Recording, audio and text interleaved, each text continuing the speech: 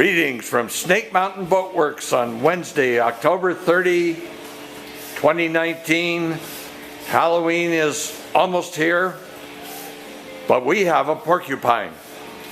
She's a 1956 17-foot Chris-Craft Special Sportsman. You've seen her before. RJ's been working hard on deconstruction. I mean, this is deconstruction. We will, we think, be able to save one chine plank, but not the other one. It'll have to be remade entirely. We will have to remove, is that correct, RJ? We're going to remove. Yeah. Why don't you take it over? There's a skin on each side. It comes up to this seam. It's a board about 3/4 of an inch thick. On each side, we're going to remove those and remake those pieces and reinstall them.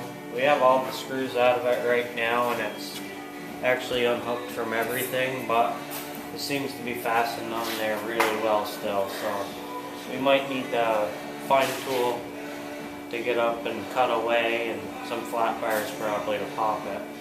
But the stem itself appears to be sound, right? Yep. That's really good news, because if the stem had to be replaced, we had to remove all of the bow end of the topside planking, and since that is work her owner wishes her to do, we're very happy that it won't fall into our corner. This side's all been sanded, or scraped and sanded and CPES to the middle.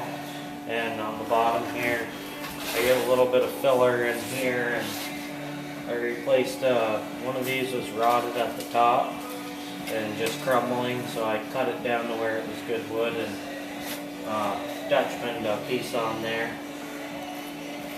and CPES'd everything. So now, after we get the toothpicks done, we can cut those off and then paint everything.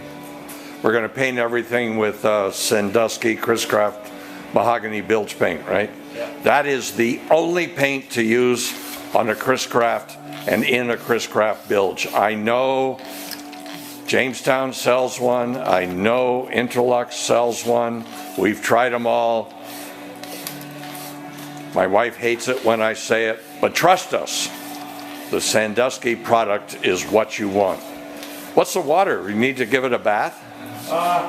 Just, we've noticed over the years that water, when you put the Gorilla Glue in and then you spray it down with water, it actually activates it and makes it cure a lot faster. That's right. We call this the porcupine stage.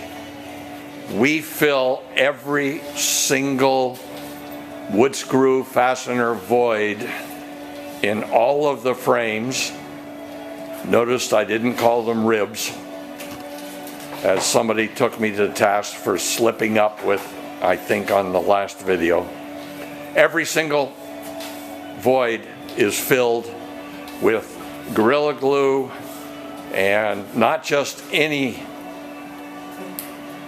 toothpicks. These are hard rock maple toothpicks that I've been able to find a source for. Why?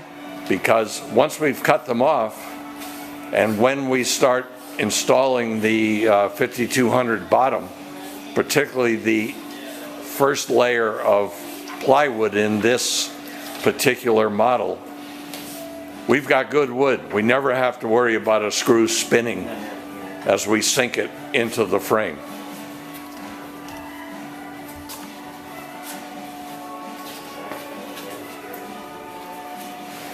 So there she is,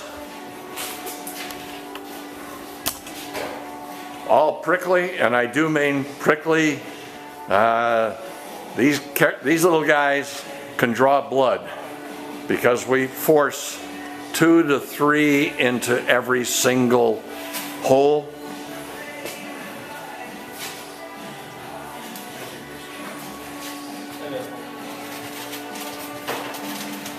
So our next step will be to allow this to cure. cut all the toothpicks off using our multi-master, our fine tool multi-master oscillating cutting tool. Then the starboard side, all these frames, I'm correct, right, RJ? These frames all need to be sanded and sealed. That side, Yeah. I gotta remove this chine still. Yep. And this is the one I gotta remake because it's pretty well gone. Yeah, it's, what's particularly troublesome is where it's gone. It's gone at all the points where it attaches to a frame, except way up in front here. The front of your motor is right in here, so. Right, those are critical. The really positive thing, and one of the reasons we so love the Special Sportsman model, is that unlike some of the boats in the earlier 50s and even in the late 40s, and then once you get into the, I guess I'll call them designs, that were competing with the soda pop bottle boat emergence, one of the things Chris-Craft did was to start spreading the frames out. We don't need that one, we'll just spread them out. The centers get further and further apart and the hull gets weaker and weaker. I continue to argue that the 17-foot Sportsman is probably amongst Chris-Craft's strongest, sturdiest, and most stout designs. If you look at those things there, once we get past the bow way up here in front, of course we're missing a bunch of, we're missing 1, 2, 3 frames in this area. The frames are on very close centers. Are they about? The boat also has these in between every frame. They have it's about 1 by 3/4, 1 by 5/8 piece of wood that stretches to strengthen. Oh, that's right, the battens. Which these all need to be remade on this boat. Right? Yeah, they're all destroyed, every one of them. Really strong net. But we typically do that anyway, because even though they look so tiny, what they do is provide stiffness to the bottom between the frames, so you don't get the bottom of the boat going through a vibration. So we will keep on keeping on with the toothpicks. By tomorrow we should be able to begin sanding and sealing the starboard face of the bottom. We'll get this chine rail out of here, and it's interesting, the boat LOA is 17 feet, but RJ measured the two chines. They are, am I correct? They're 16.6. Pardon me? 16.6, 16.8. Yeah, somewhere between 16.6 and 16.8. And that's because the LOA is measured at the deck, and then as we move down the bow and the bow sweeps aft, we've cut quite a bit off of the length of the boat. So we will be back to you with the next update. This one is another milestone she's going through. The toothpicking, or if you will, porcupining, takes a lot of time, is tedious as hell, and Joe's just discovered what it will do to the meaty part of your hand as you keep pressing it in. Right, Joe? Yeah, the little palm of your hands will ache after about 10 frames. In some ways, she's kind of more interesting looking at her from transom forward. You can really get a sense of just how many toothpicks. I believe when I order toothpicks, they come in at 10,000 in the box. Is that right, RJ? Yep. Yep.